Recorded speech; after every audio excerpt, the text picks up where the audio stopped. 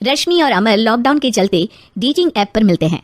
उसी बीच उनकी बॉन्डिंग बहुत अच्छी बन जाती है और दोनों एक दूसरे से प्यार करने लगते हैं।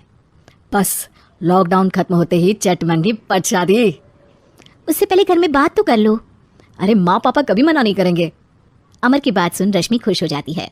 ऐसे ही दिन बीतते हैं और देखते ही देखते लॉकडाउन खुल जाता है, जिसके अगले ही दिन अमर अपने परिवार के साथ रिश्ता लेकर रश्मि के घर पहुंच जाता है। अभी लॉकडाउन खुला ही है और कोरोना तो खत्म भी नहीं हुआ, इसलिए ज्यादा कुछ ना करके अगले कुछ दिनों में छोटे फंक्शन के साथ शादी कर लेते हैं। अमर के पापा की बात पर सब सहमत हो जाते हैं। कुछ दिन बाद दोनों की शादी हो जाती है और रश्मि अपने ससुराल पहुंच जाती है। बेटा, शादी तो तूने अपनी मर्जी से कर ली, लेकिन बहू को बोल देना इस घर में हुक्म मेरा ही चलेगा, इसलिए अपना राज जमाने की कोशिश भी ना करें। माँ, रश्मि को यहाँ सिर्फ प्यार, आशीर्वाद और अपनापन चाहिए, पैसा या राज नहीं। बेटी की बात पर सास मुंह बनाए वहां से चली जाती है और अब वो हर रोज रश्मि को परेशान करना और ताने देना शुरू कर देती है। देखो, ये है आजकल की लड़की, इंटरनेट पर लड़कों से बातें करते हुए इन्हें शर्म भी नहीं आती, और यहाँ तो देखो कितनी सीधी सुशील बनकर दिखा रही है। मम्मी, शादी के रिश्ते वाले इंटरनेट ऐप से जब किसी को कोई दिक्कत नहीं है, फिर डेटिंग ऐप के जरिए मिलना किस तरह गलत हो सकता है? रश्मि की डेटिंग ऐप वाली बात सुन उसकी हैरान सास तुरंत तुनक कर पूरे घर को सिर पर उठा लेती है, जिसकी आवाज सुन अमर और उसके पापा भी वहां आ जाते हैं। हाय मेरी माता, इतना बड़ा झूठ!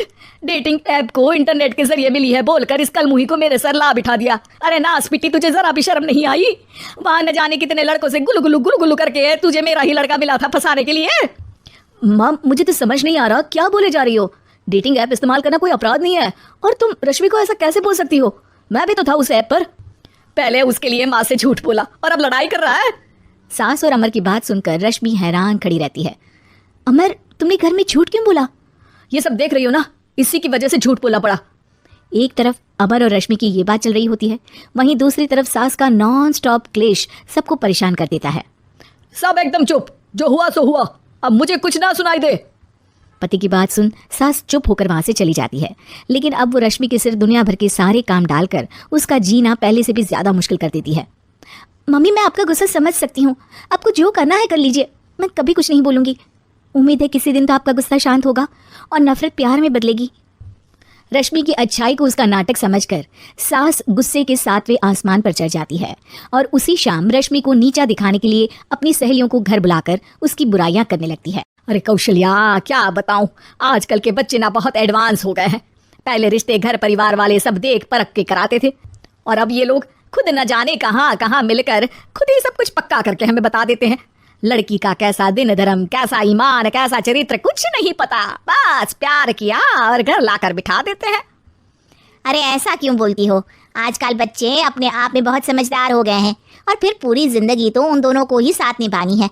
अपनी पसंद से शादी कर भी ले तो क्या दिक्कत, तू ही देख ले, पहले इतना अच्छा बेटा और अब सोने पर सुहागे जैसी सर्वगुण संपन्न बहू। और पता है, अभी कुछ दिन पहले मेरी बेटी ने मुझे डेटिंग ऐप के बारे में बताया, जहाँ लड़का लड़की अपनी पसंद से अपने आप एक दूसरे को चुन लेते हैं, और फिर अगर सब सही रहता है तो बात आगे भी बढ़ जाती है। अरे इसमें इतना खुश होकर क्या बता रही हो? ये तो गलत है। न जाने कौन क्या है, कितना झूठ कितना सच है।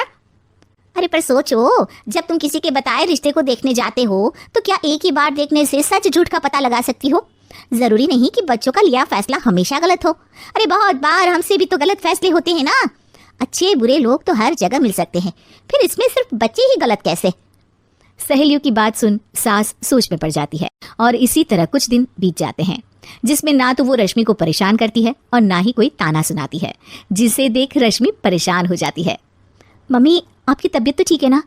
कुछ दिनों से देख रही हूँ आप मुझे कुछ बोलती ही नहीं। तो मेरा परेशान करना ज्यादा अच्छा लगता है क्या?